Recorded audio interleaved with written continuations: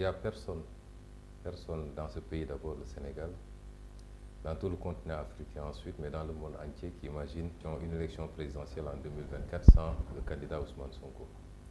Et cette réponse est plus éloquente que toute autre. Monsieur Sonko, on le sait tous, le président Macky Sall n'a pas encore dit s'il allait briguer ou pas un troisième mandat. Et pourtant, on sent de la méfiance, même de l'anxiété au sein de l'opposition. Que craignez-vous exactement? Le débat n'est pas qu'est-ce que Macky Sall va dire. Macky Sall n'est qu'un citoyen parmi 17 millions de Sénégalais. Et quelle que soit sa fonction, qu'il ne doit qu'au peuple sénégalais, il est tenu par la même constitution que nous tous. Et cette constitution dit que nul ne peut faire plus de 2 mandats consécutifs. Ici, en 2012, le peuple s'était soulevé contre la 3e candidature d'Abdoulaye Wade.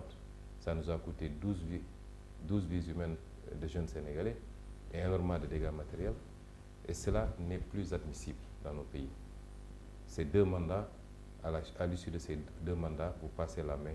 On organise des élections libres, démocratiques, transparentes. Le peuple choisit qui il veut et la vie continue.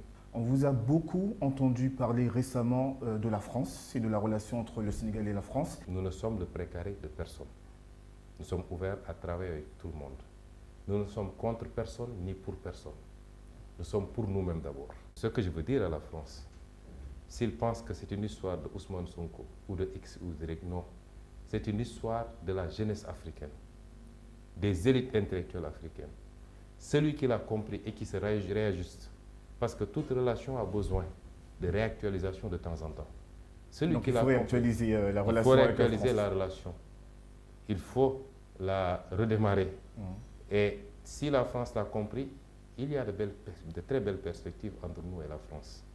Mais si la France ne l'a pas compris, malheureusement, pensant que le ton et le comportement paternaliste qu'il y avait en temps pour continuer, ça risque de très mal se passer. Comme on le voit au Mali, comme on le voit au Mali, en Afrique centrale, en Centrafrique du moins, au Burkina Faso, ce qui n'est pas souhaitable. Nous disons toujours à nos amis, même burkinabés, maliens, etc., qu'il n'est pas souhaitable de rompre les relations. Il faut se retrouver autour d'une table et discuter, mais que chaque pays défende. L'Afrique a encore besoin de la France. L'Afrique a besoin de tout le monde et tout le monde a besoin de l'Afrique. La France, à elle seule, ne peut pas symboliser les relations de l'Afrique. Ce serait très réducteur. Alors justement, M. Sonko, on parle beaucoup de la France. Il y a aussi la Russie avec sa puissance militaire, il y a la Chine avec sa puissance économique, et il y a les États-Unis. Comment voyez-vous, comment l'Afrique pourrait tirer des bénéfices de cette lutte des puissances internationales sur le continent? Cette lutte de positionnement. Nous sommes libres de nous choisir nos partenaires selon nos intérêts. Et sous cet angle-là, évidemment, si on considère qu'on peut bien négocier avec les États-Unis, avec la Grande-Bretagne, avec l'Union européenne, avec la Chine ou avec la Russie, pourquoi pas?